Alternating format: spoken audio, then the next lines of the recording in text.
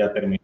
Esto no es un trabajo que se esté haciendo, sino que es un proyecto que ya terminó, funcionó, evaluado por la Comisión Europea, es lo importante de esto, y precisamente me voy a centrar en la parte del sistema de visión, ¿de acuerdo? Los objetivos o el contenido que vamos a ver, pues primero que es la introducción, voy a introducir un poco el proyecto, vamos a ver qué es la agricultura de precisión, no sé si os suena ese término. Después vamos a ver en la apartado de imágenes cómo extraer el verde, que es lo que nos interesa cuando estamos hablando de imágenes de agricultura. Luego vamos a identificar líneas de cultivo, en este caso para trabajar en un sistema de visión en maíz, ¿vale? Y os voy a mostrar por último el prototipo. Intentaré ser breve para que todos no se entre demasiado. Lo primero de todo, importante, ¿qué es la agricultura de precisión? Todos escuchamos la agricultura de precisión, por aquí, por allá, pero esto es como cuando hablamos de tiempo real, ¿no? ¿Qué es? Algo que nos interesa. Principalmente se habla de agricultura de precisión cuando tenemos el problema de las grandes extensiones de terreno. Si tenemos un campo pequeño, nuestro primo, nuestro pueblo, nuestro abuelo, lo que sea, pues eso no nos interesa demasiado, sino que nos interesa grandes extensiones de terreno. Esas grandes extensiones de terreno, uno de los principales problemas es la mala hierba. Cuando aparece mala hierba, me da igual el cultivo que sea, compite con el cultivo. Lo que hace que no lleguen todos los nutrientes que deberían, la mala hierba crece más que el cultivo, etc. ¿Qué se hace en la actualidad? Se hacía, en la gran mayoría, ya ha ido cambiando con el tiempo, ¿no? Estamos hablando de un proyecto que terminó en el 2014, entonces ya ha evolucionado un poquito la agricultura, pero todo era un tratamiento homogéneo. El agricultor no tiene tiempo, ni lo va a desperdiciar en coger varias hectáreas, ir sitio por sitio, echándole un poquito aquí más, un poquito allí menos, sino que lo echa por todo por igual. El problema que esto conlleva, principalmente, es medioambiental, ¿vale? Estamos haciendo un daño medioambiental. Estamos contaminando el terreno y las aguas subterráneas que hay debajo. Entonces, lo que se quiere es que no se echen altas dosis de herbicida, sobre todo por el problema de la resistencia, ¿vale? Para que no lo sepa, las malas hierbas aparecen y año tras año se hacen más resistentes a ese herbicida. Por lo tanto, hay que echar más dosis todavía, o más potente, lo cual cada vez contaminamos más. La solución que se propone en estas zonas grandes, pues es principalmente hacer un tratamiento por zonas, ¿vale? Vamos a identificar dónde está la mala hierba, vamos a tratarla de una manera diferente y lo que queremos aplicar son distintas técnicas para mejorar y optimizar el uso de los insumos agrícolas. Es decir, que no haya que utilizar tanto, utilizarla de otra manera, ¿vale? Entonces, ¿qué es la agricultura de precisión? Pues el resumen de la agricultura de precisión es efectuar en el cultivo, ¿vale?, la intervención correcta en el momento adecuado y en el lugar preciso. Es decir, vamos a matar la mala hierba solo allá donde esté, no por todo. No vamos a suponer que hay mala hierba en todos los sitios. Dicho esto, dentro de este paradigma se creó el proyecto REA, ¿vale? Es un proyecto que fue desde 2010 hasta 2014. Yo trabajé en ese momento, por aquel entonces, en la Universidad Complutense de Madrid, es donde desarrollé todo este sistema, y lo componían 19 grupos de investigación, centros, universidades, etcétera, ¿vale? Es un proyecto que, como veis, nada más y nada menos de casi 9 millones de euros, por aquel entonces, pues es una barbaridad. ¿De acuerdo? Y el objetivo era cambiar la forma tradicional de agricultura y silvicultura, ¿vale? La idea era tener flotas de robots. Tener 3 robots, uno para viñedos, otro para maíz y otro para cereal, que cada uno, de forma independiente, tratara las malas hierbas como tuvieran que tratarlo. Y además, todo esto fuera soportado también con una serie de drones, ¿vale? Por aquel entonces, que no lo sepa, la mayoría son muy jóvenes, entró la legislación de volar drones, no se pudieron volar los drones el día de la demo, así que la demo se chafó precisamente porque no se podían volar los drones, no tuvimos permiso para volar. Pero la idea es que los drones, precisamente, era en la parte de los cultivos de cereal, que como es muy denso, los drones sobrevolaban, identificaban los patches de mala hierba y era allí donde se esparcía el herbicida. En el caso de las malas hierbas en el maíz, hay que identificar las líneas y matar las malas hierbas, que son las que aparecen normalmente en el centro de estas líneas.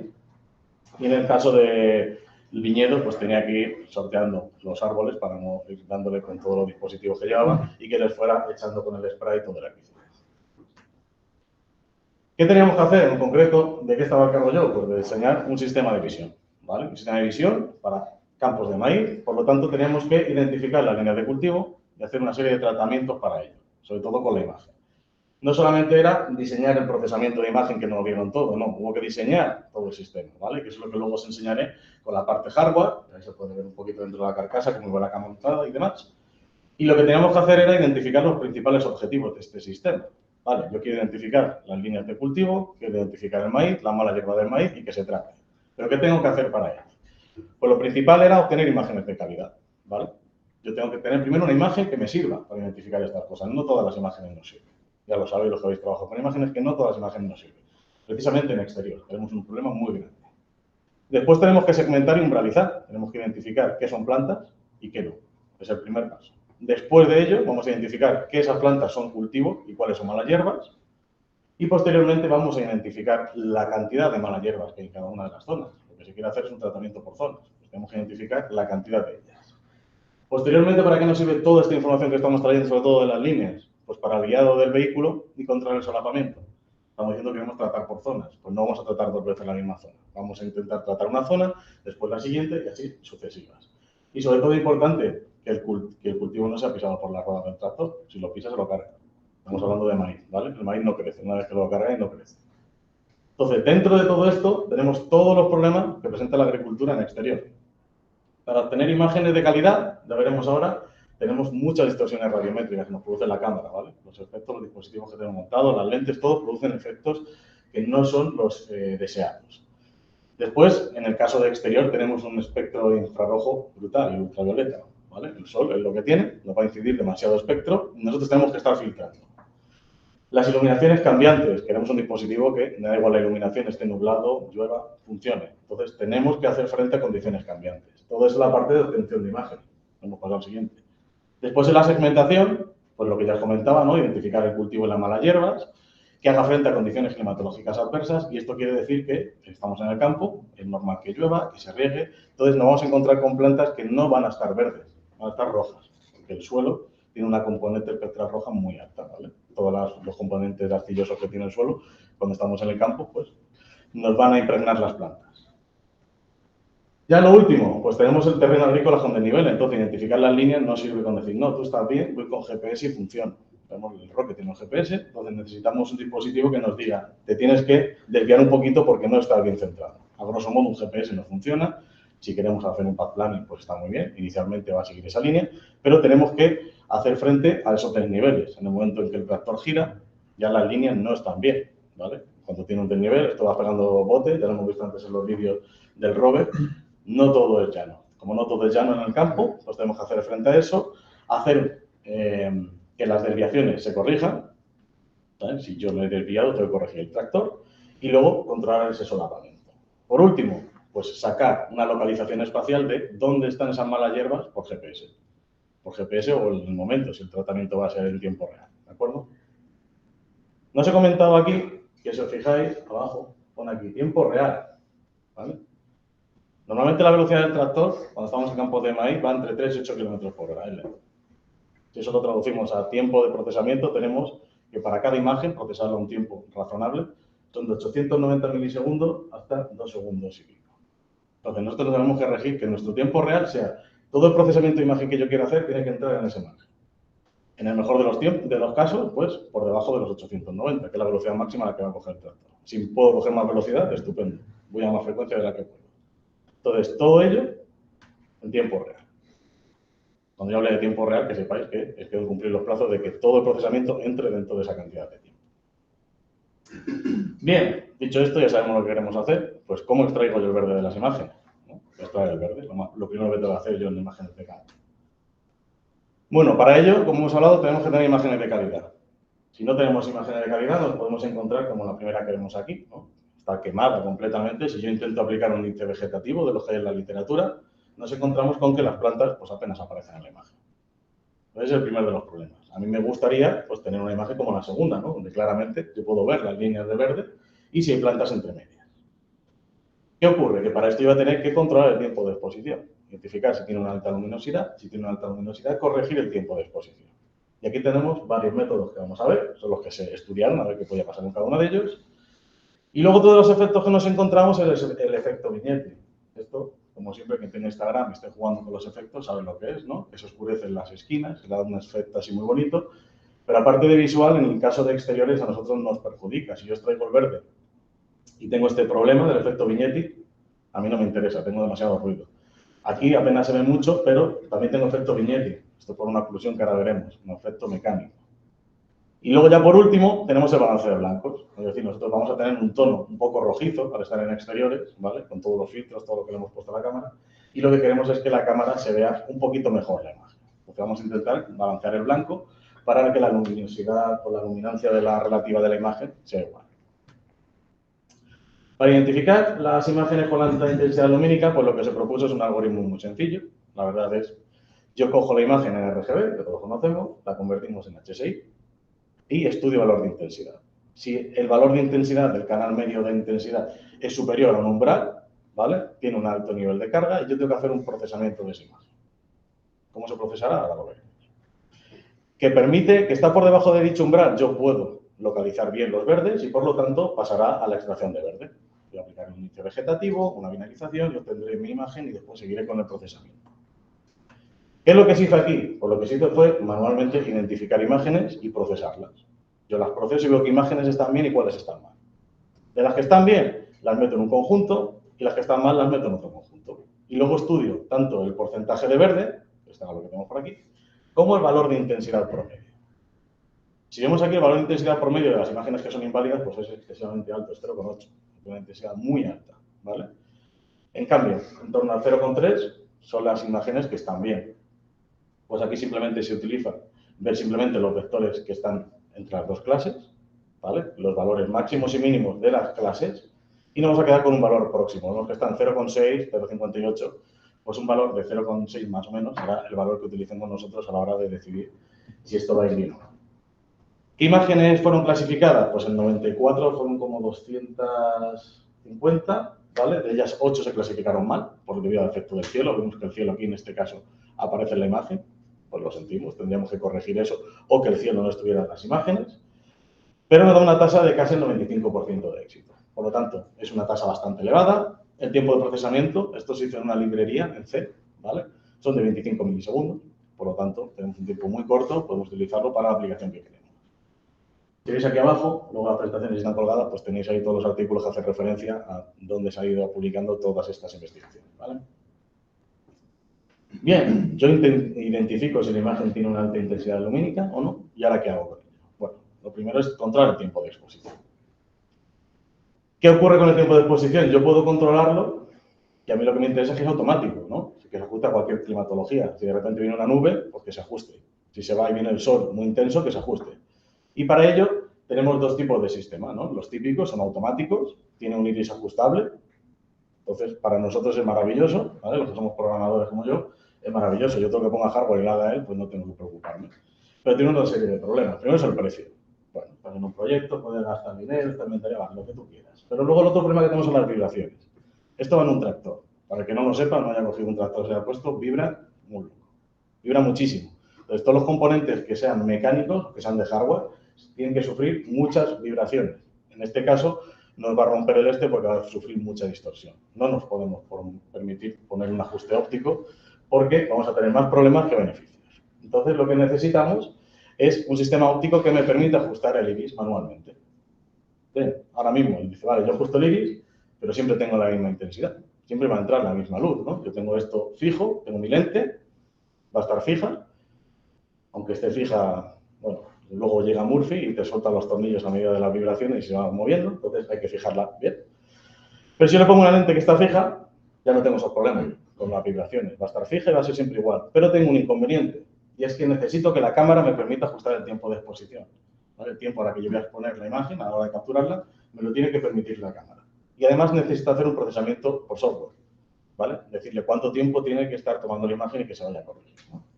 Esto es lo que vemos aquí, ¿vale? Yo utilizo el método que hemos visto antes para identificar si es alta o no y de repente empiezo a ajustar el tiempo de exposición a medida que no se acerca a ese 0,6, que es lo que yo quiero.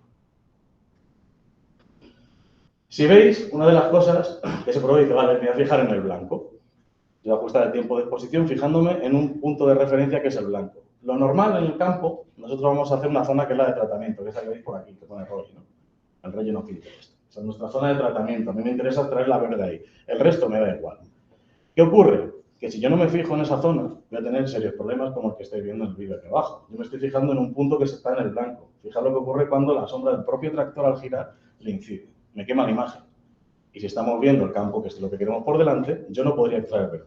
O sea, estoy generándome un problema. ¿Vale? El tiempo de procesamiento es muy reducido, está muy bien. Yo me fijo en el blanco y lo único que digo es, bueno, esta componente tiene que ser blanca porque yo lo he puesto de referencia.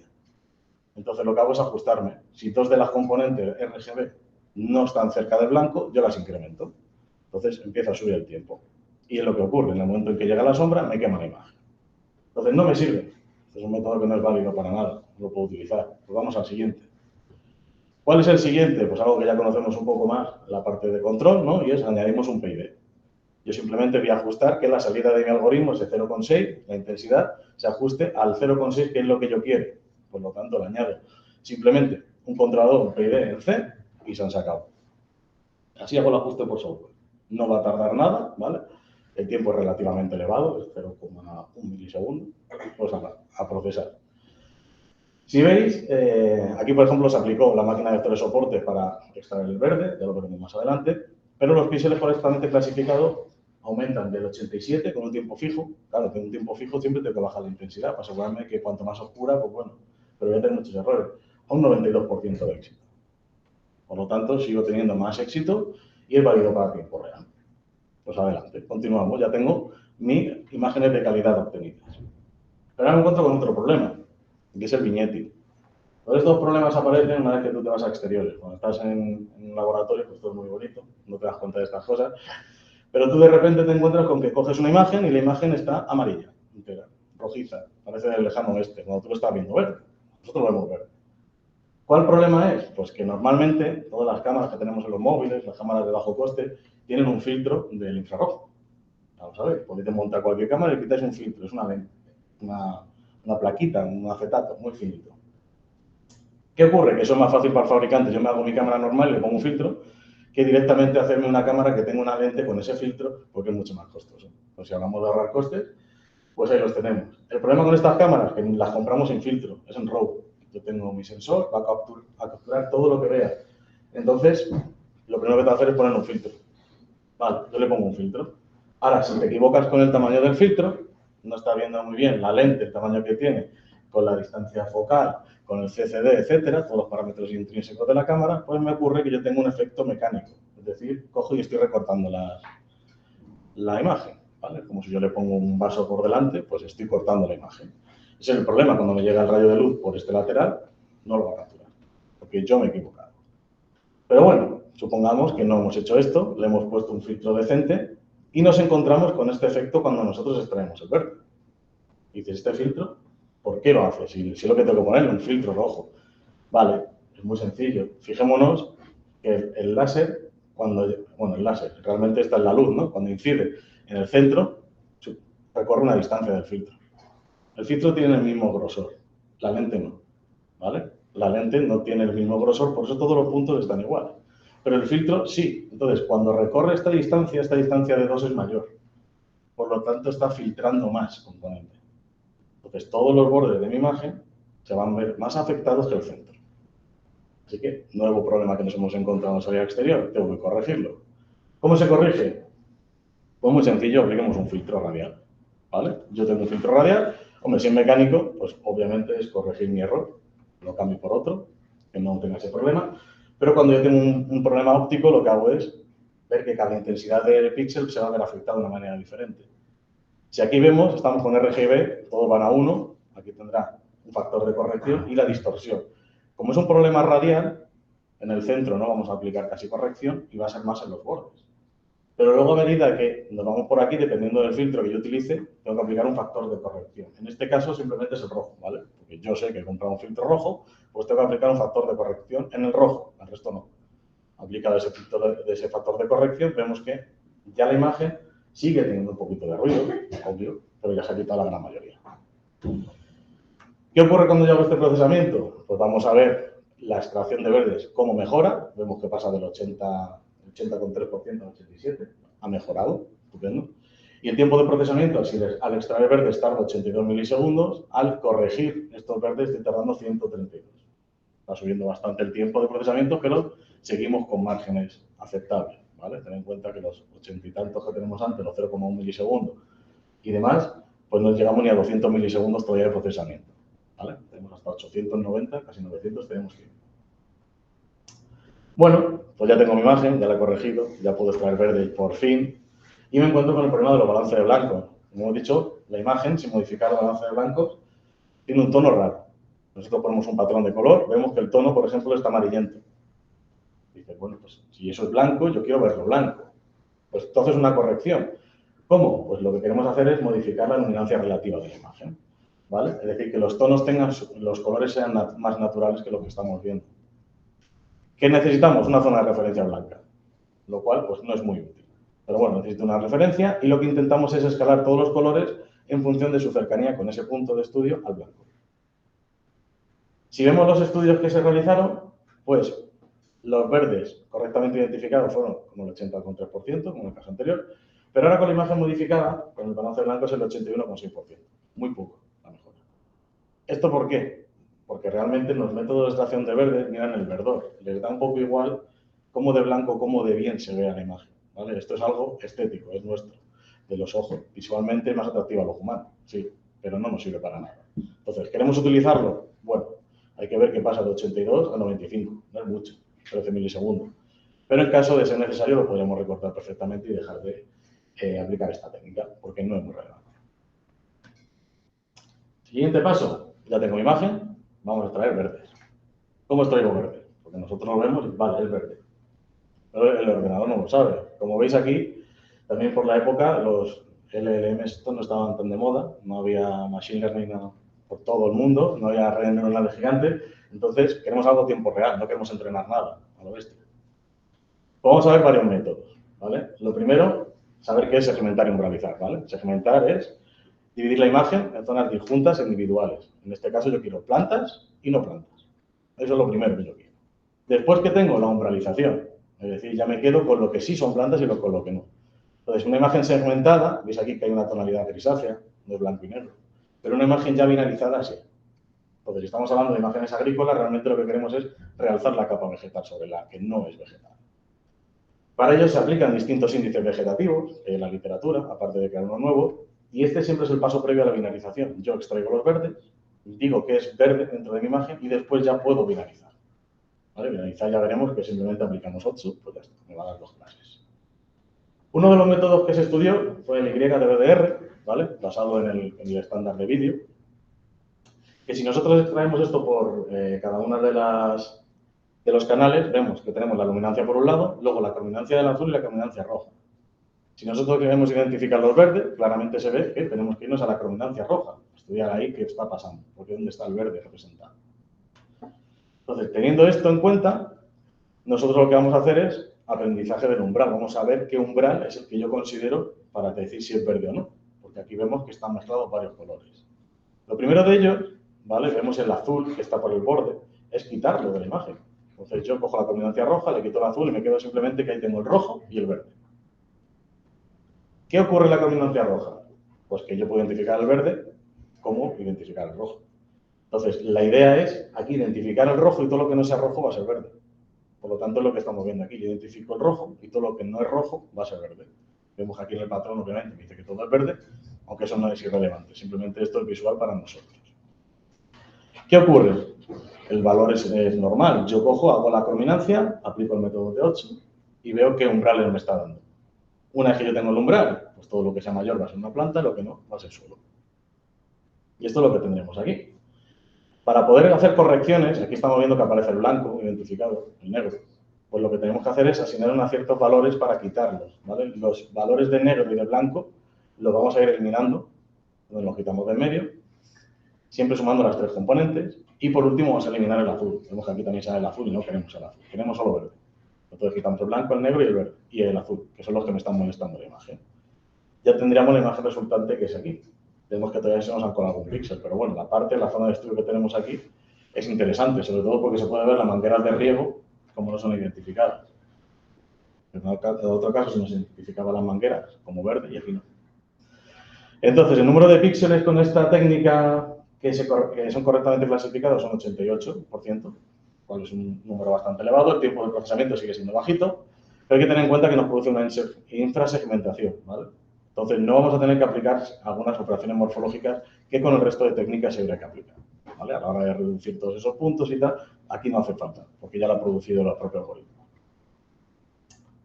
Bien. Las máquinas de vectores soporte, más o menos todos las conocemos ya a estas alturas, pues vamos a aplicarla de una forma un poco distinta a lo que se conoce, porque todo el mundo la conoce como un clasificador biclase. Sabemos que hay multiclase, pero lo normal es un clasificador biclase, donde calculo el vector soporte, ¿vale? El hiperplano que lo separa, y esto es una clase o esto es otra. Pero hay que tener en cuenta que esto trabaja con un cierto paradigma, y es que nosotros, cuando estamos identificando el hiperplano, estamos identificando los vectores soportes de cada clase, que son los que me van a generar el hiperplano. Entonces, ¿por qué en vez de trabajar con el hiperplano no trabajo con los vectores soportes? Una forma de verlo diferente. Esta técnica se aplicó precisamente para hacer una diferenciación entre plantas enmascaradas y sin enmascarar, ¿vale? Nosotros, cuando estamos en el campo, las plantas, si ya ha llovido, si hemos regado, se van a impregnar de toda la arcilla que ya hemos comentado anteriormente. Entonces, el tono que van a tener es rojizo. No va a ser, lo podemos ver por aquí, el tono que tienen las plantas, por aquí en medio, es más rojo que el resto. Entonces, esas plantas también son plantas y las queremos identificar. ¿Qué ha podido ocurrir? Que esa planta yo le haya echado herbicida y se esté muriendo. Al morirse pierde toda la parte verde y se va secando. Pues también la quiero identificar, como mala hierba, como lo que sea, porque si yo la he antes tratado, significa que es una mala hierba. Entonces, lo que se hace en este caso es aplicar un índice de verde y umbralizamos, como hemos hecho hasta ahora. Yo aplico una técnica de binarización a la imagen. Pero sobre esos píxeles, que yo tengo blanco y negro, lo que voy a hacer es extraer los vectores soporte. Los vectores soporte, al identificarlos, yo voy a tener dos vectores soporte. Uno va a hacer referencia a las plantas enmascaradas y el otro a las plantas sin enmascarar. ¿Cómo vamos a hacerlo? Pues estudiando las componentes espectrales RG y B de cada uno de los puntos que me están definiendo los hiperplanos. Y esto es lo que aparece por aquí. Si veis, los conjuntos, al aplicar los vectores soporte, me dice el verde son plantas y el rojo no son plantas. También está bien. Y estos puntitos que aparecen por aquí son los que me están definiendo el hiperplano de ese supervector machine. Pues entonces, yo utilizando esto, voy a ver cómo identifico ahí las plantas que están a medio camino entre que son plantas, pero no son plantas. Entonces, ¿qué tenemos en la imagen binaria? Lo primero es la clase 1 y la clase 2, no hay más. Píxeles blancos son plantas sin enmascarar, son plantas con suficiente verdor. Los píxeles negros, ahí es donde englobamos todo lo que no son las plantas con verdor. Entonces están las plantas enmascaradas, el suelo, otros materiales que nos encontramos, ahí visto las mangueras de riego, etc. Bien, pues una vez que yo he identificado los vectores soporte, como la supervector machine, como estos son los patrones más significativos, la clase 1 tiene cierto verde. Pero el vector soporte de la clase 2, lo que me está diciendo es el umbral donde dejan de ser verdes. Si yo me voy hacia el vector soporte de la clase 1, esas son las plantas enmascaradas. Y por lo tanto yo puedo calcular de todo eso la media y la desviación estándar para saber cómo de separadas están mis clases. Y esto es lo que aparece aquí, ¿vale? No, ni más ni menos, yo saco los vectores soporte y voy a tener dos. Por un lado, plantas sin enmascarar. Por otro lado, el resto. Pero si estudiamos no solamente el hiperplano de separación, porque el hiperplano de separación quedará por aquí en medio, estudiamos este vector soporte y este 2, lo que esté entre los valores de los vectores soporte va a ser las plantas enmascaradas y el resto va a ser el suelo. De manera que yo tengo un clasificador para 3 clases utilizando un clasificador biclase. ¿De acuerdo? Como veis, el porcentaje de verde de cada conjunto pues se calcula y luego la desviación con respecto a la componente espectral verde. Porque a mí lo que me interesa es el verde. El R y el B, pues bueno, están ahí, pero me interesa sobre todo el verde, que es lo que está en las plantas. ¿Qué se hizo? Pues en la fase de aprendizaje simplemente es cambiar el núcleo, ¿vale? Se probaron distintos núcleos, el gaussiano, el polinomio, el sigmoide, y al final el gaussiano con una sigma de 3,5 fue el resultante, ¿no? El vencedor. Este método que nos permite pues, distinguir entre plantas enmascaradas y sin enmascarar, además hacer un análisis post-tratamiento, si yo he aplicado herbicida, cómo de bueno ha sido mi tratamiento, qué plantas ha matado o no ha matado, ¿vale? Yo puedo hacerlo porque una vez que pasa el tiempo, como están secando, yo veo aquí claramente que estos son plantas, las he identificado como plantas, pero al estar marcadas como rojo, son plantas que están secas o manchadas por la lluvia o inservibles, porque esas no podemos hacer nada ya con ellas. El porcentaje de éxito, pues un 93,1%, ¿vale? Bastante elevado. Siempre que estemos por encima del 90 o cercano al 90, no sirve. Estamos hablando de que estamos en exteriores. Pues todo lo que sea el 90 es maravilloso. Bien, pues ya tengo mis plantas identificadas. ¿Qué ocurre ahora? Yo tengo todas mis plantas. No he hecho distinción entre esto es cultivo o esto es mala hierba. Tengo todo. Pues lo que tengo que hacer es identificar las hierbas, las hileras de cultivo. ¿Para qué me sirven también? Pues como poner guiado y solapamiento. ¿Vale? Me sirve ya para hacer todo el tratamiento de la imagen necesario para que el tractor funcione.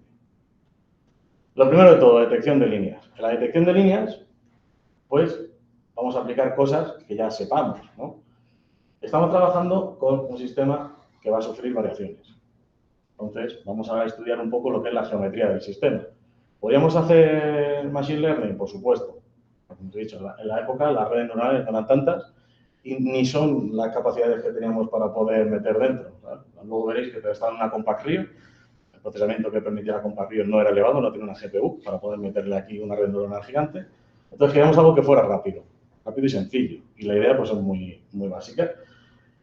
Yo por geometría sé dónde está la zona de estudio. Voy a proyectar unas líneas y voy a ver qué pasa. Puede que coincidan, puede que no. Si no coinciden, las voy a corregir y si coinciden, voy a validar mi corrección. Entonces, para ello yo voy a necesitar los parámetros intrínsecos. Los parámetros intrínsecos son los del fabricante. ¿Vale? Estas cámaras han comprado por el motivo X, pues yo tengo sus especificaciones, la lente, dónde está la zona que yo quiero estudiar, etc. Entonces, en los extrínsecos yo sé dónde está puesta mi cámara. ¿Vale? Esto, si veis por aquí no hay nada de ROS. Somos old school. ¿Vale? Aquí no hay ROS, no hay transformadas, no sabemos nada, las tenemos que hacer nosotros.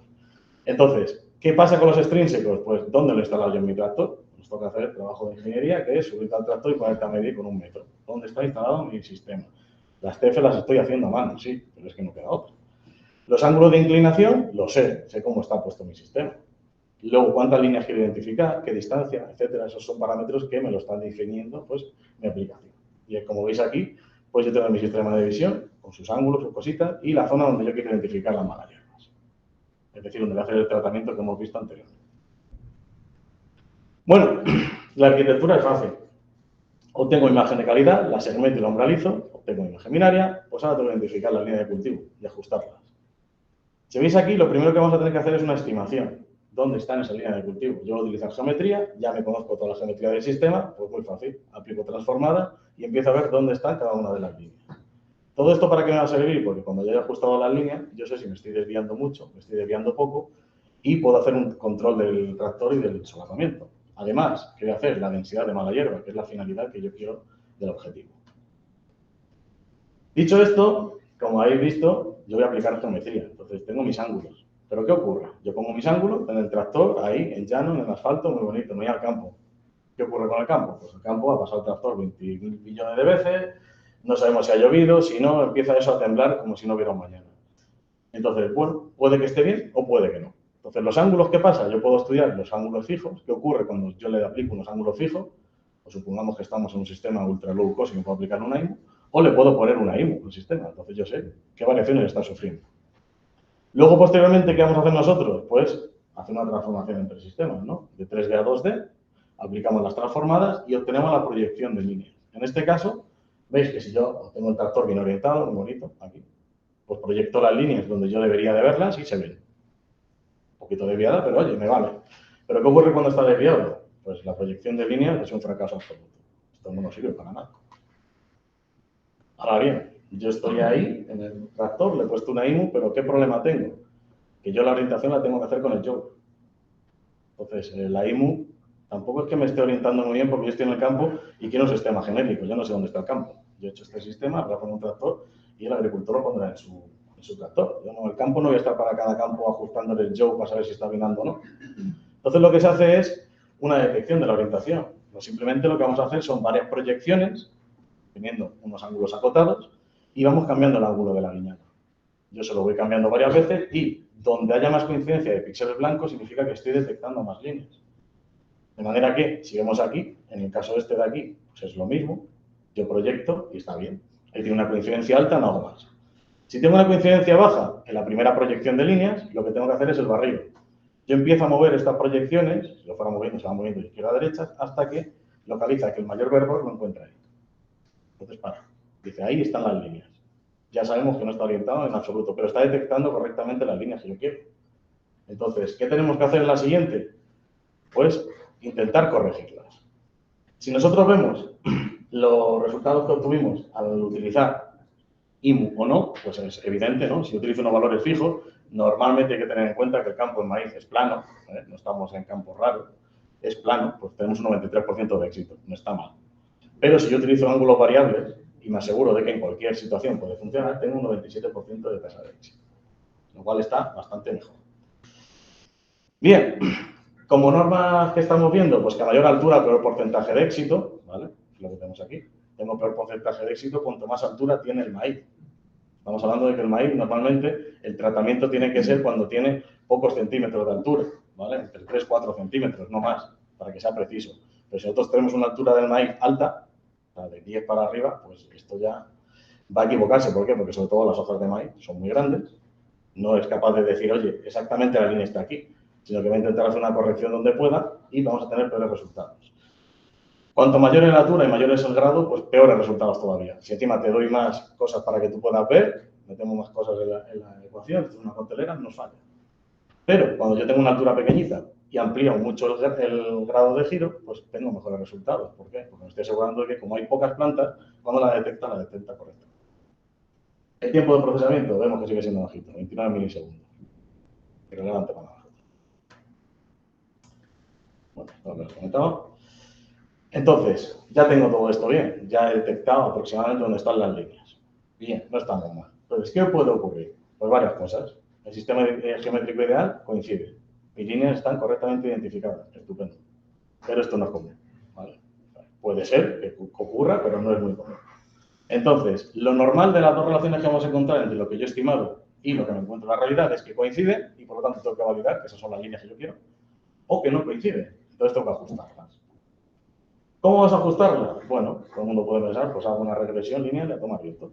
Ajuste por mínimo cuadrado. Funciona. Bueno, ahora veremos lo que ocurre. En este caso lo que se propuso fue el estimador de Gilsen, ¿vale? Pues es un estimador que se utiliza sobre todo mucho en economía, pues nos lo hemos traído un poco al mundo de la robótica y vamos a ver qué tal se comporta. ¿Qué es lo que hacemos? A lo largo de la línea que nosotros hemos estimado, abrimos una ventana y cogemos todos los verdes. Esos van a ser los puntos que yo voy a meter en la estimación. Voy a estimar la línea que pasa por todos esos puntos. Entonces, si todos vemos la ecuación de la ecuación de la línea recta, no sé si nos va a pagar eso, porque darle, ¿no?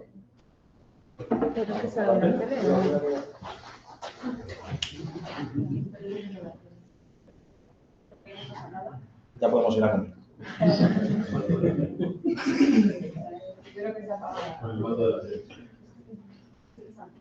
No, pues está mal detalle. Ha hecho un jarrete, no ha soportado. La robótica o el school no lo soporta, las cosas modernas.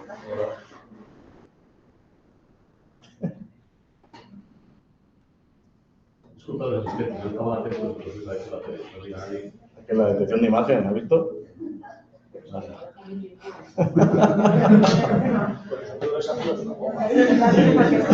Es que ponía 10, digo, ¿cómo? Ya está, hemos vuelto. Bueno, ¿dónde lo hemos dejado? La línea recta, pues todos sabemos que tenemos la pendiente y la trígono independiente, que lo queremos corregir, ¿no? Entonces, en este caso, la curiosidad es que no son mínimos cuadrados, no es con la media, sino con la mediana, ¿vale? Se trabaja con la mediana. Entonces, la pendiente va a ser en función de la mediana de todo el conjunto de píxeles. Y después el término independiente va a ser la mediana, pues la mediana de todos los términos independientes que hemos calculado. Por lo tanto, estamos intentando hacer esto lo más robusto posible y que todos los sublayes se nos vayan. Si veis las primeras aproximaciones, pues son muy buenas, ¿no? La detección, yo calculo la orientación, pongo mis líneas, las proyecto y lo que hago es corregirlas. Si están más o menos bien, ¿vale? Las rojas son las que yo proyecto por geometría. Vemos que la línea más o menos se solapa. Aquí se ha corregido un poquito la última, me parece muy bien. ¿Esto por qué puede ser? Pues normalmente esto se siembra y la persona que lo va sembrando va sentada y dice, pues más o menos ahora está esta distancia, muy bien, tiro para adelante. La distancia no es la misma. El apero sí, va a tener su distancia, pero a la hora que tiene que solapar una línea con otra, pues el agricultor es lo que hace. Esto no está automatizado, aquí lo hacía una persona. Si está desviado, vemos que las líneas rojas siguen estando mal, pero de repente las correcciones de las líneas verdes son correctas. Ahora ya sí están en el cultivo, ya están donde yo quiero. Vemos que esta, sobre todo la de los extremos, pues se corrigen bastante. Esta precisamente está cruzada por completo. Entonces, bueno, nuestro estimador es correcto. Vamos a hacer un estudio, pues esto puede ser casualidad o no. Pues lo que hacemos es aplicar lo mismo, ¿vale? Las líneas por geometrías en rojo y luego vamos a estudiarlo y compararlo con la regresión lineal simple, a la vida, y el estimador de Gilsen que acabamos de calcular nosotros. ¿Qué vamos a hacer además? Pues vamos a jugar cambiando las zonas, ¿vale? Veis que aquí hay 3 líneas, aquí tengo 4, esta es más grande que esta, y vamos a poner 2 sistemas de visión distintos. Este es un sistema montado en una cámara la SVS y esta es una cámara base. Son 2 cámaras distintas y queremos ver cómo se comportan. Es decir, tienen distintos parámetros intrínsecos, cada una de ellas. Pues por lo general, lo que vemos es que al modificar el tamaño de la ROI, cuanto menor tamaño, mayor precisión. no estoy metiendo tantas líneas, pues entonces funciona.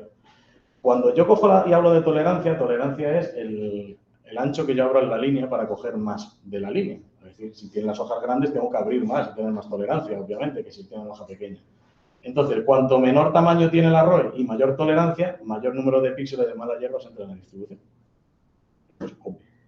Con la tolerancia, vemos que la mayor tolerancia tengo una peor precisión, sobre todo cuando son muy grandes. ¿Por qué? Porque estoy metiendo más verdes. Es obvio, si yo no sé por dónde está la línea exactamente en el suelo y tengo muchas hojas verdes, muy frondoso, va a calcular la mejor de todas, pero no va a ser la correcta. Entonces hay que tener cuidado de que no podemos hacerlo con una tolerancia muy alta, tampoco excesivamente baja, no puede ser alta la cantidad de crecimiento del cultivo.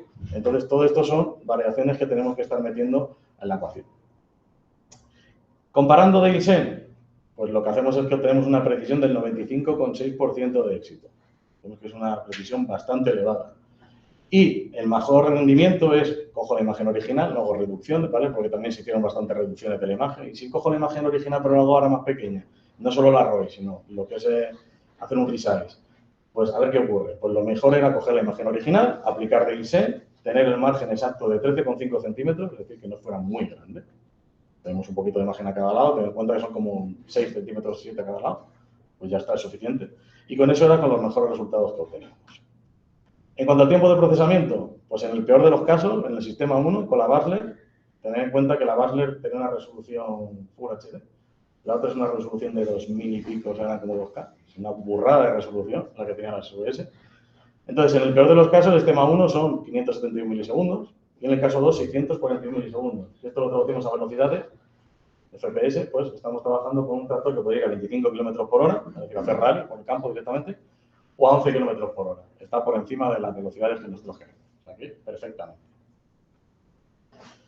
Bueno, ya tengo todo identificado. Ahora me falta identificar las malas hierbas.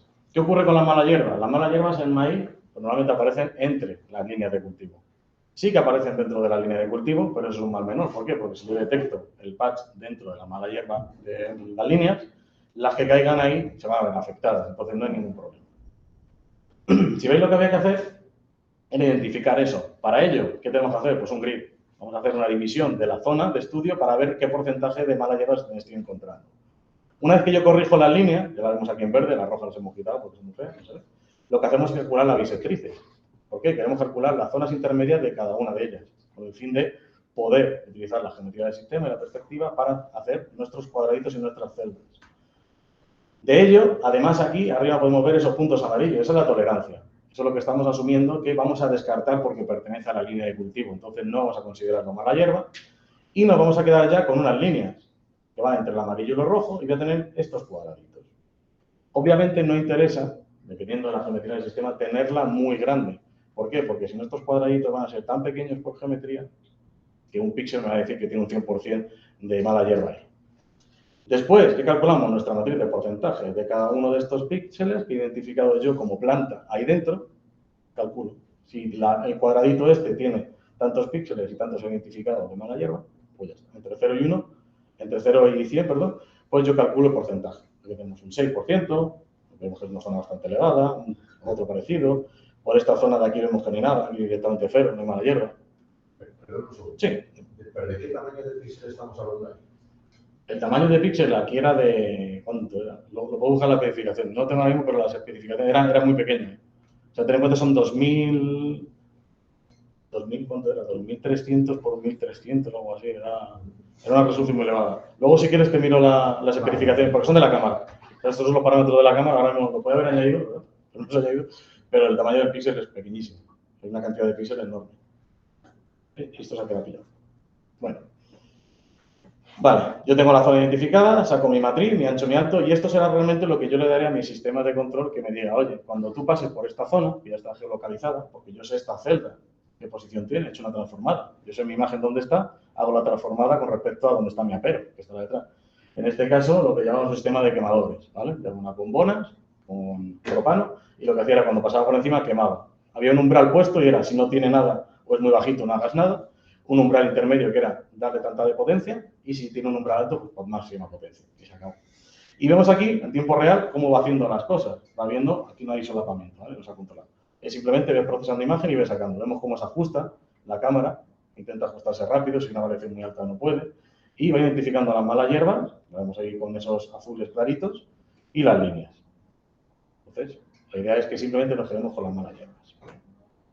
Después, ¿qué pasa? Que nosotros con toda esta información podemos utilizarla para el guiado. Normalmente lo que se hace es que yo calculo un planning de cómo va a pasar mi tractor, yo tengo tantas líneas, de este tamaño, por GPS, calculame por dónde tiene que ir. Entonces lo que sabemos y que nos va a funcionar bien es vete de un punto al otro, en línea recta. Pero entre medias, pues esas variaciones, o simplemente el propio terreno, tener en cuenta que el tractor puede deslizarse. Es uno de los problemas que tenemos en el exterior. Cuando se nos desliza algo, a tomar viento todas las transformadas, absolutamente todo, ya no sé dónde estoy. Entonces yo tengo que corregirme. Sé que tengo que llegar a ese punto, voy a seguir yendo hacia adelante, pero me voy a tener que corregir. Entonces, lo principal, no pisar la línea de cultivo. Para nosotros está prohibido. ¿Por qué? Porque el maíz no tiene capacidad de recuperación. Y encima cada año cambia. O sea, lo que yo haga para este año, si lo he hardcodeado, pues estoy todo lo vale, funciona. Pero el año que viene no me sirve.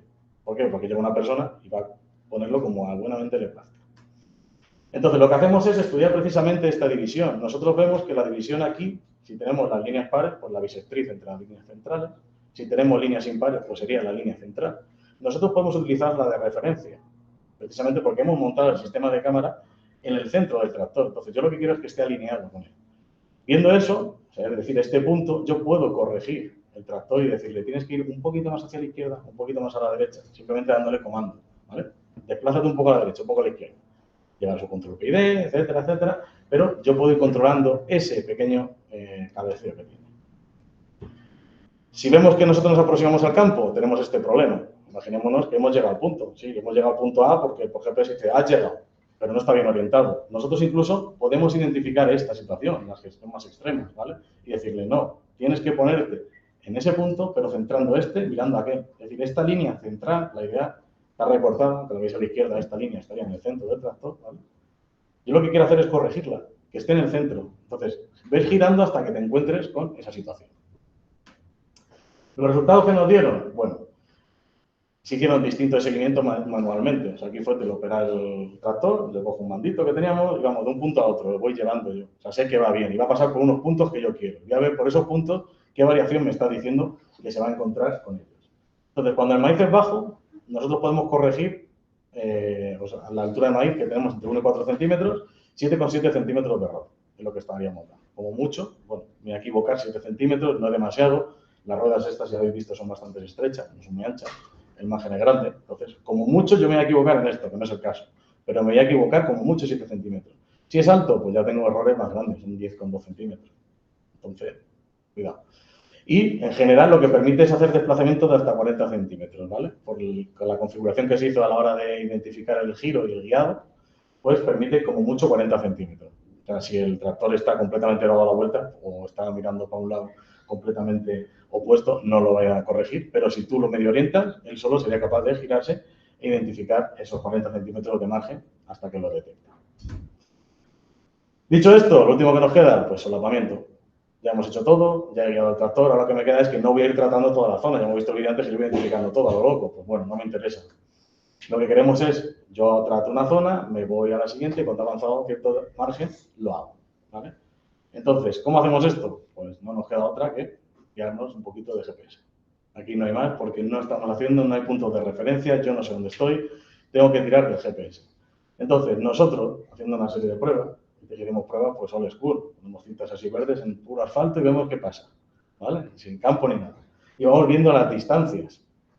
Entonces, el error máximo que nos encontramos con esta situación de utilizar el GPS que teníamos eran de 3 centímetros. Es decir, que podíamos dejar una zona que no se le hiciera bien, que no... Bueno, pues vamos a estudiarla. Tomando varias zonas de referencia, veis que están las marcas puestas, nosotros íbamos tomando imágenes a medida que iba avanzando el tractor.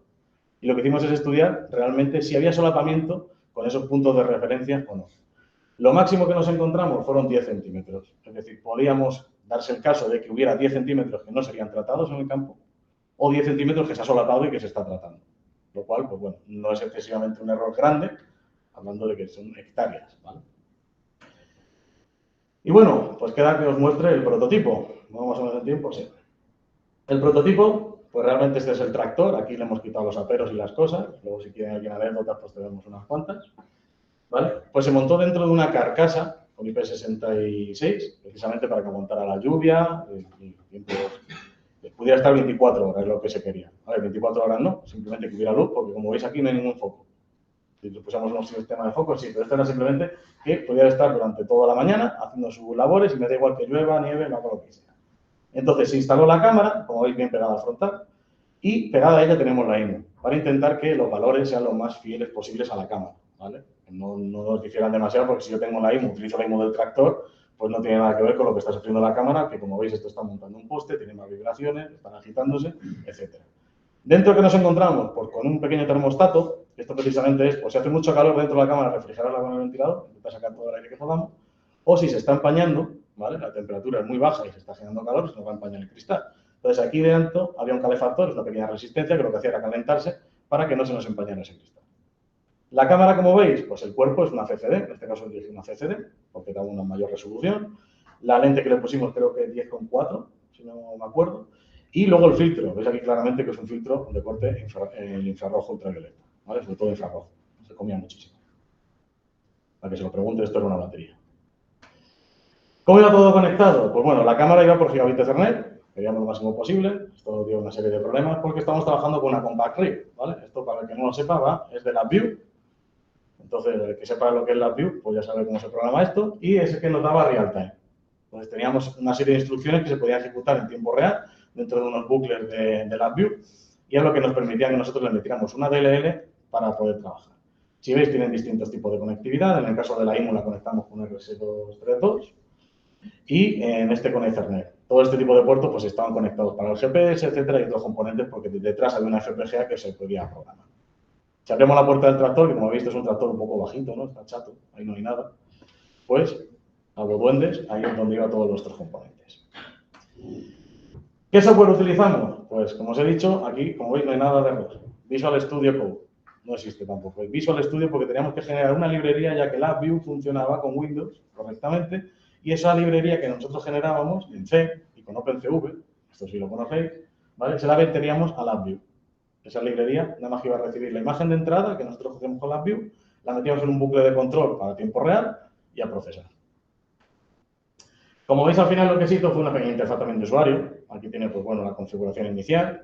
Esto no es más que los parámetros extrínsecos, es decir, dónde está realmente instalada la cámara, dónde está la zona que yo quiero ver, etcétera, etcétera. ¿Vale? Incluso veis aquí la longitud focal. Lo que antes hablábamos, el CCD es de 5,5 micromilímetros. O sea, son bastante chiquititas, la división de las celdas, todo era configurable con un archivo. Yo le pasaba esa configuración y aquí tengo la librería, que va a hacer todo lo que hemos visto anteriormente. ¿Qué puede hacer? Pues que la librería le permitía un poquito de jugar, ¿no? Si quiero hacer segmentación de la imagen, quiero detectar líneas, cuánto grado le quiero dar, si los quiero poner fijos se los puedo poner, si quiero que le aplique el billete y no el balance, dónde está delimitada esa zona, ¿vale? Se lo hicimos un poco fácil para que, pues obviamente la agricultora, esas cosas no le importa. Yo quiero hacer así con los botones y que funcione. No era táctil, pero bueno, le daba los botones. Iba viendo él, pues la imagen a tiempo real, que se iba procesando, que iba sacando, vamos viendo los desplazamientos de los puntos para saber si nos estamos alineando bien o no. La duración media en segundos, como veis, pues 174 milisegundos, bastante rapidito, ¿vale? Y el procesador actual, cuánto iba tardando. Si queremos procesar inicio, que no, en fin, ya está. Se lo dimos muy basiquito, todo esto es. Y bueno, al final, yo os he hablado solamente del tractor, que sería el rojo este que está por aquí, ¿vale? El que fue el de maíz. Pues este fue el vídeo, o sea, el proyecto ya terminó bien, satisfactorio. Nadie quiso continuar con él, no sabemos por qué, son motivos... Luego se pueden discutir en la comida. ¿Vale? Y como veis, la idea es que tuvieran los drones, que fueran estos, pero estos son pruebas que hicimos nosotros, pues obviamente antes del día de la demo. Porque el día de la demo, aquí no lo recibí y dijo, aquí no vuela nada. Cosas legales. A ver si hay los tractores por ahí. Aquí no, todavía. Veis que aquí, por ejemplo, va con el herbicida. Esto es normal, en un campo de cereal. Entonces, esto va con el herbicida, lleva un sistema de cámaras puesto también de encima. Luego, el curioso es este, que es el que abría y directamente iba arrastrando el apero y quemando, ¿vale? Aquí llevaba una serie de quemadores, que era el que iba en maíz, iba quemando, y como veis, pues este sería el del viñedo, me parece. Ahí están los tractores. Bueno, esto es una prueba también de dedo, tenía cosas de safety, ¿vale? No todo era safety, ¿verdad? Entonces, si le dabas a la seta parado por completo, los sistemas safety por aquel entonces era para por completo. O sea, no me paro, no, paro por completo. El motor se paraba, el tractor no se iba a mover, tranquilo. Y entonces esto básicamente hacía lo mismo. Luego ya se mejoró un poquito, porque eso, obviamente sabemos que no es muy eficiente estar parando y arrancando el tractor cada 2x3, pero bueno. Y por mi parte eso es todo. Muchas gracias. Si tienes alguna pregunta, pues ahora después.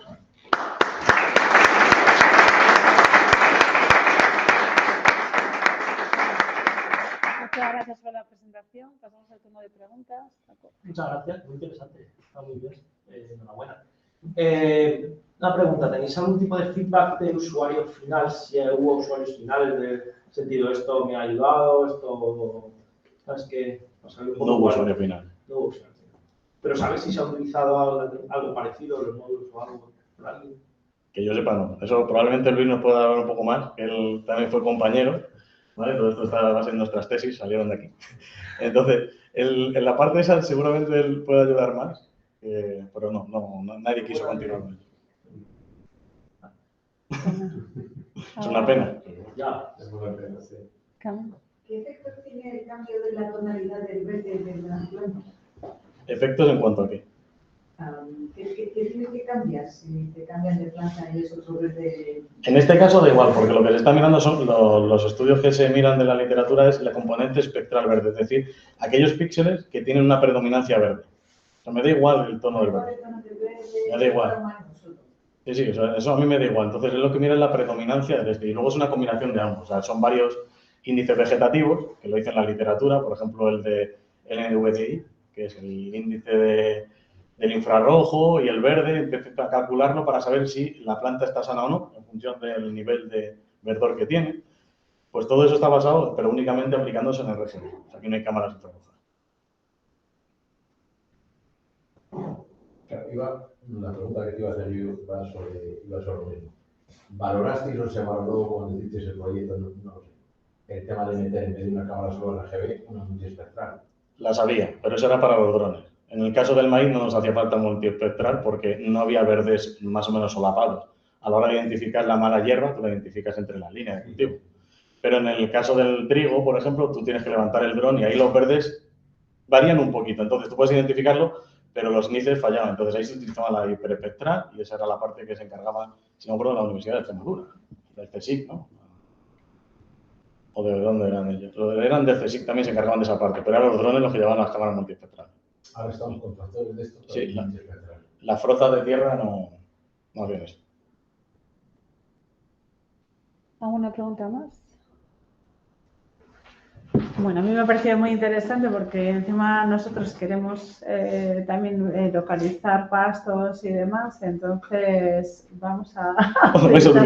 Además, para mis alumnos de máster, todo esto que hemos visto en la asignatura de OTSU, de los filtrados, de demás, pues eso es reafirmarme que lo que damos en clase veis que se usa y funciona. Así que nada, agradecer la presentación y haber venido. Muchas gracias.